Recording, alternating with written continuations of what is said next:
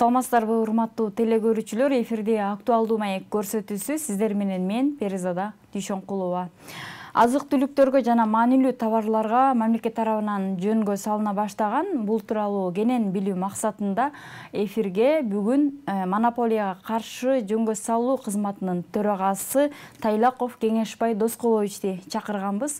Саламатсызбы? Студиябызга кош келдиңиз. Кеңешбай Доскулович, айта кетсеңиз, акыркы учурларда азык-түлүктөргө бааларды жөнгө салууда кандай аракеттер болууда? Саламатсыздарбы, урматтуу телекөрүүчүлөр. Албетте акыркы дүйнө жүзүндөгү экономикалык шарттардын, экономикалык өзгөрүүлөрдүн натыйжасында азык-түлүк маселеси бул эң негизги маселелерге чыкты. Бул жалпы эле бардык мамлекеттерде. Ошонун катарында биздин Кыргыз Республикасынын аймагында дагы бул багытка өзгөчө көңүл бөлүнүп, өзүнчө бир топ өкмөт тарабынан, министрлик кабинет тарабынан, биз мамлекет жетекчилик тарабынан, тийиштүү уйгармыктуу органдар тарабынан бир топ иш-чаралар жүрүп атат. Ошонун алкагында мына бүгүн өзүңүздөр билесиздер, бизде негизинен ушу социалдык жактан маанилүү товарлар бар. Анын тизмеги өкмөттүн токтому менен бекиген. Бул негизги азыктар, ошо ун азыгы, нан азыгы, өсүмдүк майы, кум шекер, макарон жана бир топ азыктар кирет да.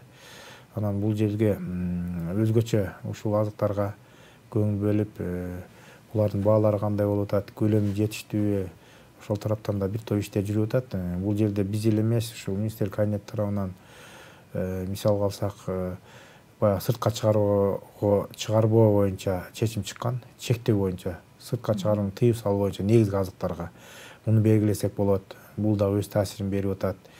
Андан сырткары кошумча нарк салыгы бар. Бул биз импортко көз каранды мамлекетпиз да.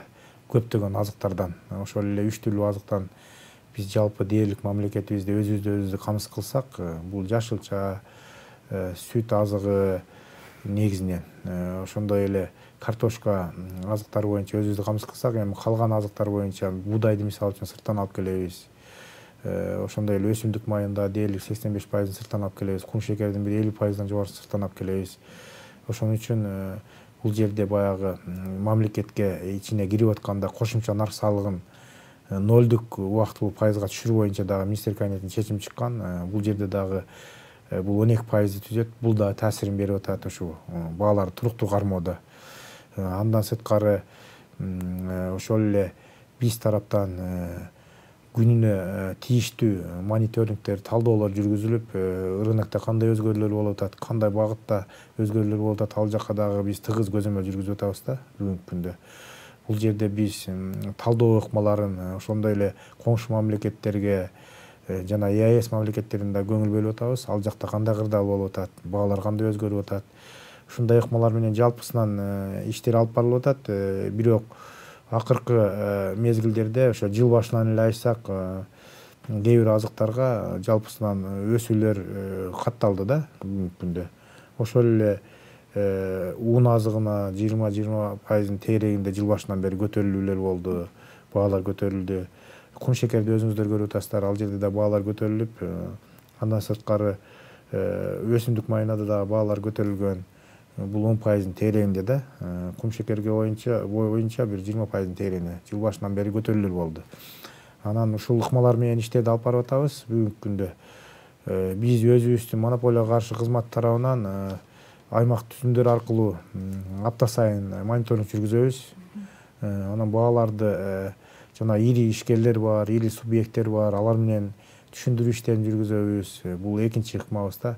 Үчүнчү ыкма, бул биз азыр макулдашууларды да түзүп атабыз да.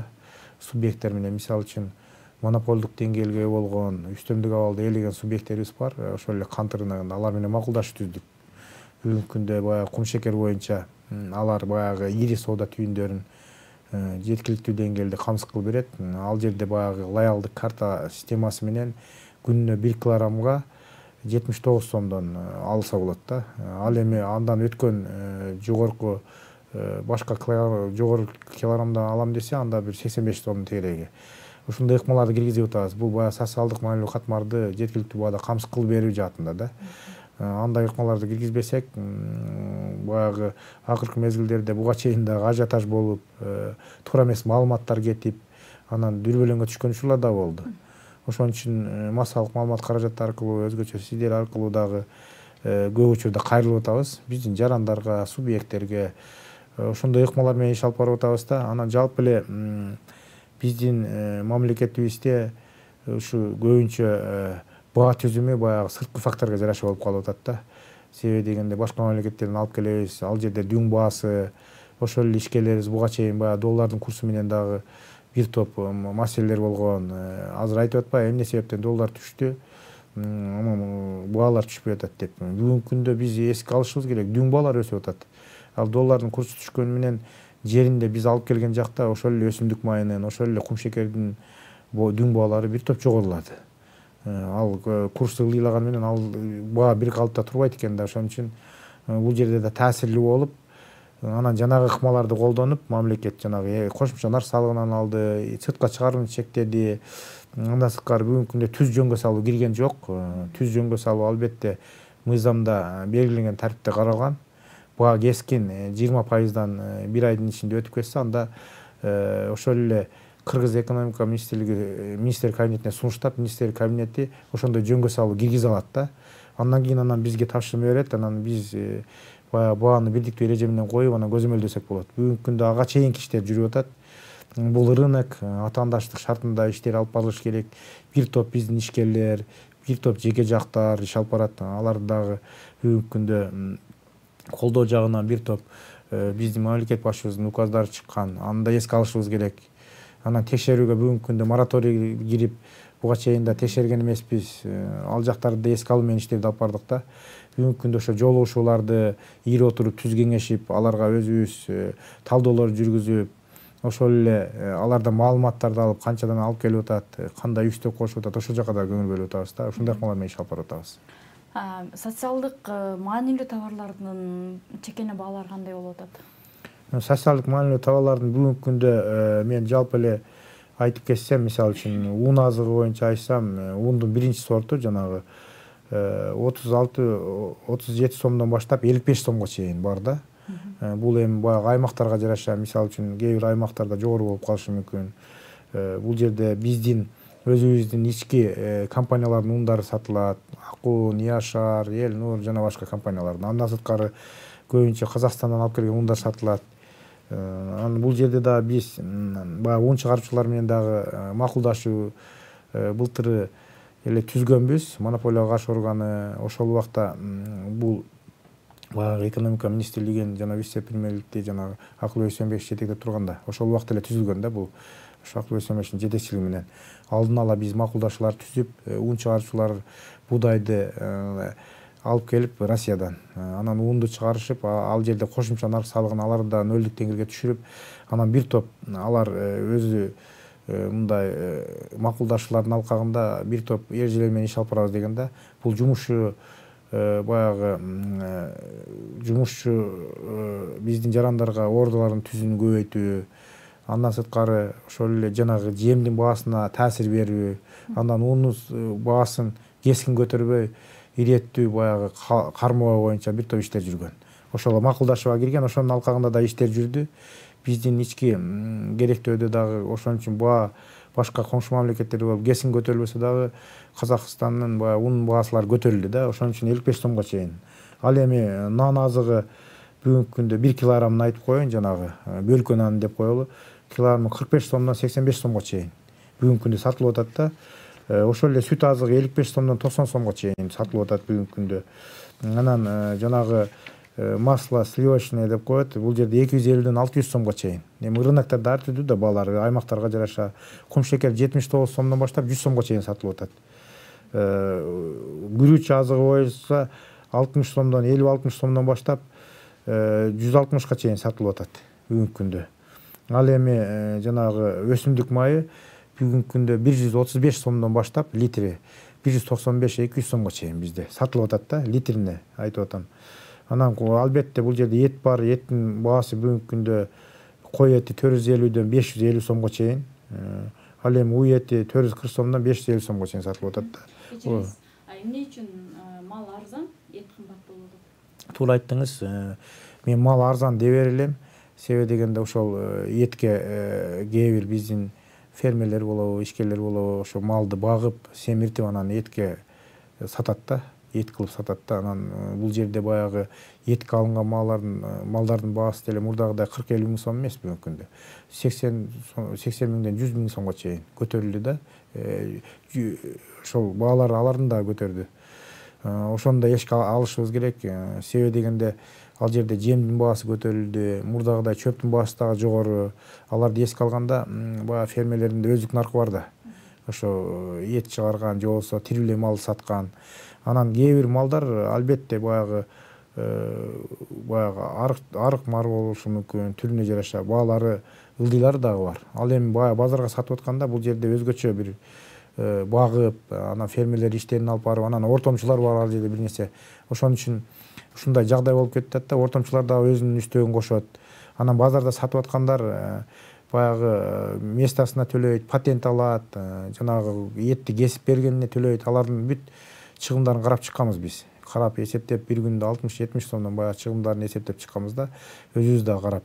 Бул жерде рынок, атаандаштык рыногу алып сатарлар иштейт, миңдеген биздин жарандар иштейт, алар өздөрүнүн баасын коюп иштеп атат да. Анан бул жерде белгилеп койчу жагдай, мисалы үчүн эт боюнча ошо сыртка чыгарууга тыюу салынган да. Кыргыз Республикасынын министрлик кабинетинин чечими бар. Ошону эске алганда бүгүнкү күндө тийиштүү күч органдары дагы бир топ жумуштарды аткарып атат, массалык маалымат каражаттарынан чыгып атат, күнүгө кармалып аткандар баягы сыртка чыгаруу боюнча. Ушундай эрежелер менен иш алып барып атабыз. Анан бул рынокто баягы союз таркагандан кийин эле атаандаштыкка өтүп кеткен да. Миңдеген биздин ортомчулар ошол жерде тиричилигин кылат, миңдеген ишкерлер иш алып барат. Анан соода ээн эркин өздөрү баа коюп иш алып бара берет да. Ошол эле убакта мамлекет бул социалдык жактан маанилүү товар болгонуна жараша өзгөчө көңүл болуп туруш керек. Кескин көтөрүлгөндө жанагындай ыкмаларды колдонсок болот да, мамлекет тарабынан. Жакында эле ЯЭСтин алкагында сиздер тараптан кандай иштер өттү? Туура белгиледиңиз. Жакында эле ЯЭСтин ошо алкагында бизде Кыргызстанда абдан маанилүү окуялар болду. Ал жерде өзүңүздөр билесиздер, бул жерде бир топ багыттар боюнча бизде өз ара баягы конференциялар өттү, талкуулар болду, бир топ чечимдер чыкты. Ал жерде биздин мамлекет башчыбыз да бул жерден өзү дагы бардык быйыл Кыргызстан баягы төрагалык кылып атат да бул жаатта. Ошон үчүн бул жерде бир топ иштер жүрдү. Ошонун алкагында биз тараптан дагы 3 баягында мероприятие өттү. Бул биринчиси 5+1 деген алкак. Бул 5 мамлекеттин монополияга каршы жөнгө салуу кызматынын жетекчилери, андан сырткары ЯЭСтин министри да. Ошонун алкагында бизге Россиянын жетекчилиги, Белоруссиянын жетекчилиги, ошондой эле ИЭКтин министри бул жерге келип түз отурумда. Ал эми Армения, Өзбекстан баягы байкоочу катары видео алкакта чыгышты. Анан бул жерде да бир топ маселелерди талкууладык. Мен ошол жерде азык-түлүктүн баалары боюнча өзүм бир топ ошо доклад кылып, ал жерде да биздин сунуштарды берип, биргеликте иштерди алып баруу боюнча мен ошол жерде ушул маселелерди козгодум да.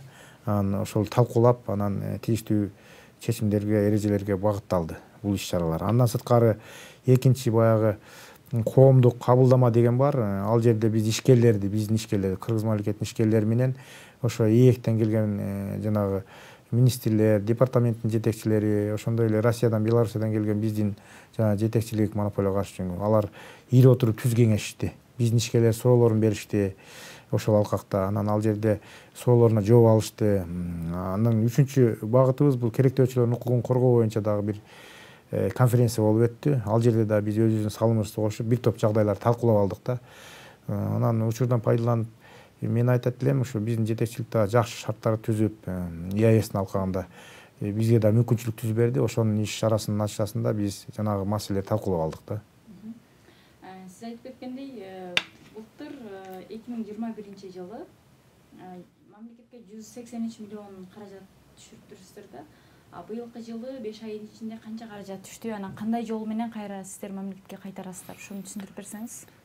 Туура белгиледиңиз. Биз 5-6 багытта иштерди алып барабыз негизинен. Бул монополияны жөнгө салуу, ватандаштык мыйзамдын алкагында жанагы сиздерге айткан иш-чаралар, керектөөчүлөрдүн укугун коргоо, жарнак мыйзамы боюнча, андан сырткары метрологиялык көзөмөл тармагы да бизге өттү акыркы учурларда.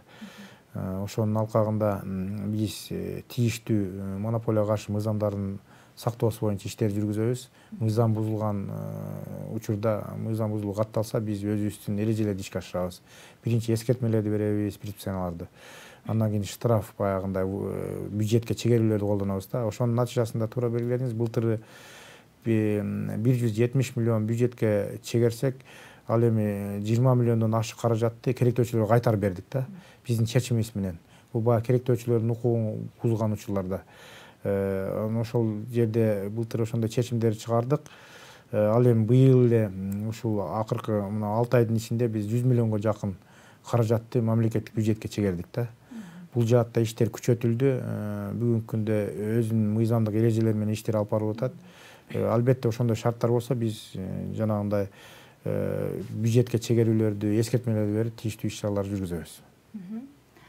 Быйылкы жылы канча миллион сом каражат түштү?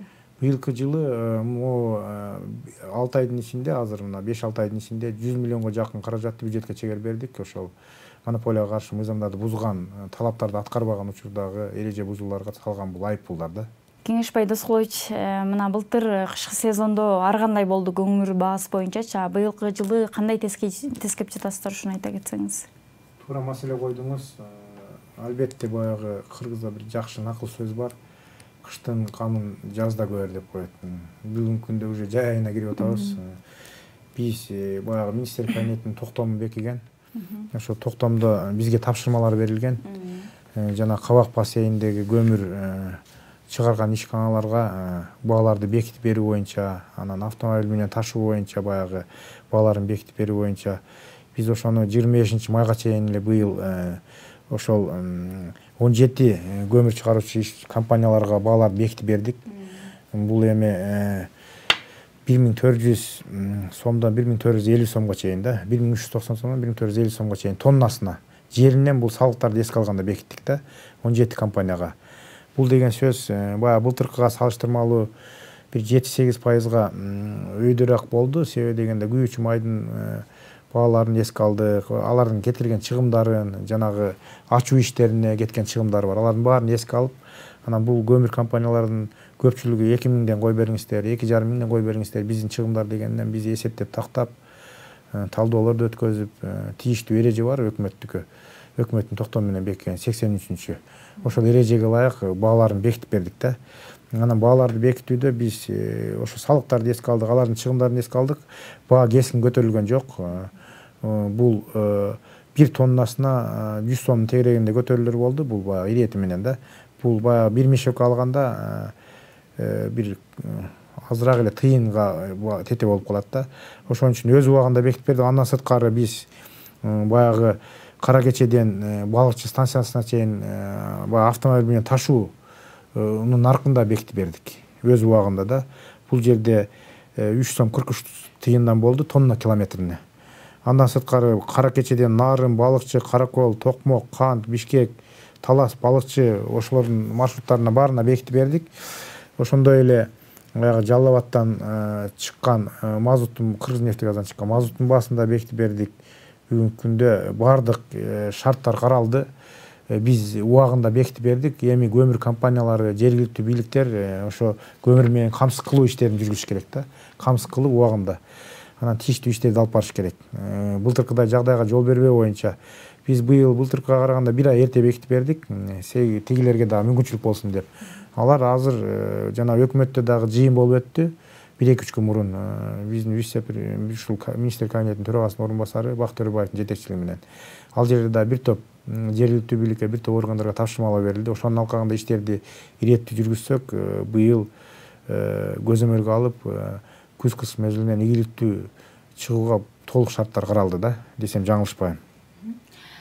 Бардыгыбыз байкап тургандай, азыркы учурда күйүүчү май абдан кымбат болуп атат да. Бул тарап боюнча сиздер кандай иштер аракеттер көрүп атасыздар? Туура маселе койдуңуз. Бүгүнкү күндө бизде Кыргыз Республикасында автомобилдер да көбөйдү, күйүүчү май болгон керектөө да өсө баштады. Бул жерде дагы биз дээрлик күйүүчү майдын 90%ын бүгүнкү күндө баягы келишимдерге ылайык Россиядан тартып келип атат биздин ишкерлер. Россиядан алып келип атат. Ал жерде Россиянан алган дүң баасы, анан жолго кеткен чыгымдар бар, темир жол менен алып келет 4-5 сомго чейин 1 литрине. Андан сырткары бул жерге келгенде жанагы кошумча нарк салыгын төлөйт 7 сомго, 7 сом тегерегинде. 1 тоннасына 5000ден акча салыгын төлөйт. Ошолорду эле кошкондо бул түз чыгымдар ал жактан ташып келүү, дүң бааларын кошуп койгондо түз чыгымдар өзү эле 17-18%, 17-18 сом түзөт да 1 литрине. Андан сырткары ал жердин дүң баасы, ошон үчүн бүгүнкү күндө бул жерде дагы биз иреттүү иштер жүргүзүп атабыз. Буга чейин эле сыртка чыгарбоого тыюу салуу боюнча, сыртка чыгарбоо боюнча министрлик кабинетинин чечими чыккан. Сыртка чыкпаш керек бүгүнкү күндө. Бул бир жагы, экинчи жагы ири компаниялар бар бул жерде. Ошо Газпром нефть Азия, Роснефть деген жанагы марка менен иштеп атат. Анан Ред Петролиум деген компаниялар булар үстөмдүк абалды ээлеген биздин реестрде турган компаниялар да, рынокко таасир берүүчү. Аларга дагы биз тийиштүү талаптарды койгонбуз. Чыгымдарды кыскартуу боюнча, кескин бааларды көтөрүүнүн алдын алуу боюнча, керектөөчүлөрдүн укугун бузбоо боюнча бир топ талаптарды койдук. Ошол жаатта иреттүү иштер жүрүп атат да. Мына акыркы эле 1,5 айда, 1 айдын ичинде мына мисалы үчүн компанияларды алсак, ирети менен Газпромдо 92 бензин 3 сомго чейин арзандады да. Бул 92 деп айтып атканым бул социал жактан маанилүү товарга кирет да тизмегине. Ошол эле Бишкек Петролиум компаниясында 3 сом 60 тыйынга чейин арзандады.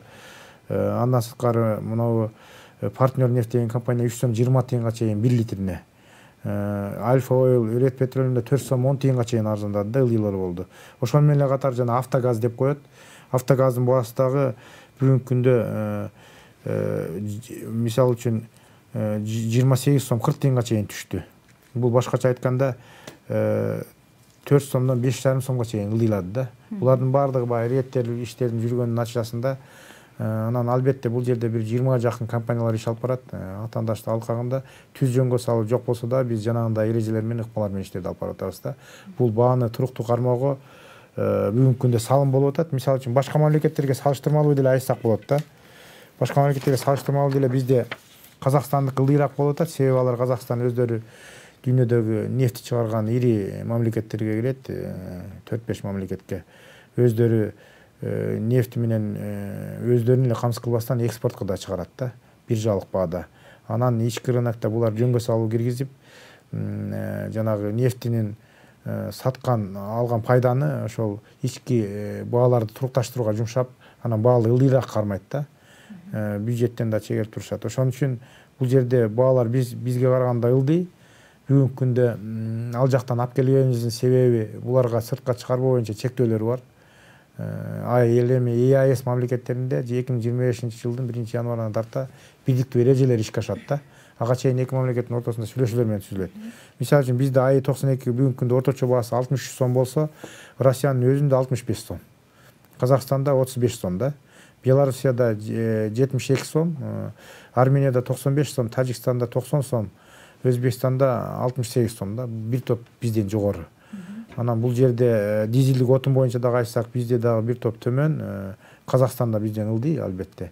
Ушул жаатта дагы биз башка мамлекеттерди да карап атабыз. Ошол эле жана азык түлүктөр боюнча деле айтсак, мисалы үчүн кумсекер бизде 90 сом болсо, бүгүнкү орточо баасын айтып атам да, 79дан 100га чейин орточо баасы 90 сом. Казакстанда 138 сом. 1 килограммын айтып атам. Россияда 99 сом, Белоруссияда 105, Арменияда 135, Тажикстанда 105, Өзбекстанда 103 да. Бул жака да саресеп салып атабыз. Себеби дегенде биз жанагы сыртка чыгарбоону чектөө киргизүүдө албетте булар эске алынат да. Себеби биз чектөө киргизбесе биздин мамлекет, анда сыртка бизде баа ылдый болгонуна байланыштуу алып чыгып кетиши мүмкүн, анан запаска көлөмгө таасир берет да. Ушундай ыкмалар менен иш алып барып атабыз. Күйүүчү май рыногунда баалар ылдыйлай баштады. Биз мындан ары дагы бир тийиштүү иштераларды жүргүзөбүз деген. Биз эле эмес, бул жерде министрлик кабинети, ошол эле экономика министрлиги, андан сырткары күч органдары дагы тийиштүү иш-чаралар жүргүзүп атат да. Көрүп атасыздар, күнүгө кармалып атат, жанагы сыртка баягы чектөөгө карабай алып чыккандар кармалып атат. Ал жакта дагы катуу көзөмөлдө бүгүнкү күндө биздин мамлекет башчыбыздын көзөмөлүндө биздин министр кабинетинин жетекчилигинин көзөмөлүндө болуп атат да. Бул жакка өзгөчө көңүл бөлөбүз.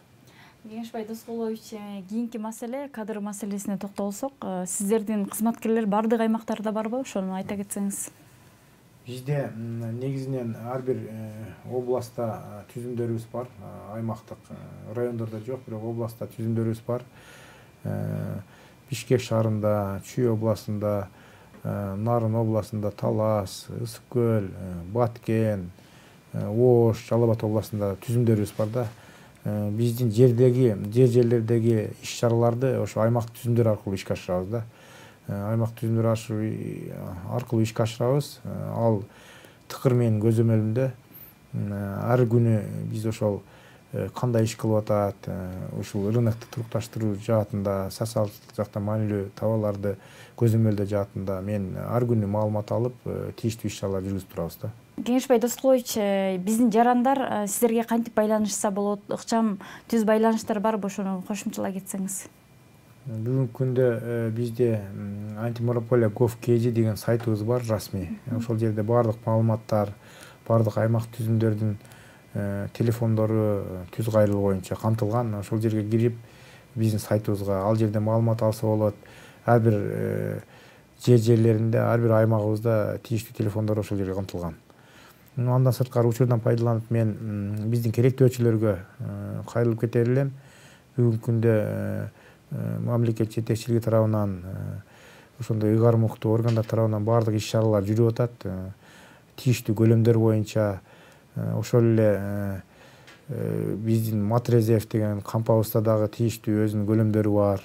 Ал боюнча дагы министр кабинетинин жетекчилиги айтып, өз убагында маалыматтарды берип атат. Андан сырткары көлөмдөр жетиштүү. Кант азыгы боюнча, башка боюнча убагында баягы ажиотаждар дагы болуп, бир топ түшүнбөстүктөр, туура эмес маалыматтар жүрдү да. Ошон үчүн ажиотажга алдырбай, күнүмдүк керектүү товарларыңыздарды алсаңыздар, мамлекеттик органдар тарабынан, мамлекет тарабынан бардык мүмкүнчүлүктөр түзүлгөн.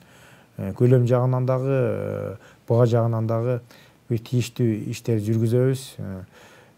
Бардык ири маркеттер, бардык рыноктарда кандай кырдаал болуп атат, биз күнүнө карап турабыз бүгүнкү күндө мониторинг жүргүзүп. Ошон үчүн убагында эле керектүү көлөмдө алып иштерди алып барсаңыздар, бизде ички рыногубузда, Кыргыз мамлекетинин ички рыногунда туруктуу кырдаал болот. Жанагындай ажиотаж же болбосо бир туура эмес маалыматтар болбойт эле да. Ошону сиздерден суранып кетмекчимин. Студиябызга келип кенен маек куруп бергениңизге чоң рахмат. Урматтуу телекөрүүчүлөр, кийинки көрсөтүүгө чейин сак саламатта туруңуздар.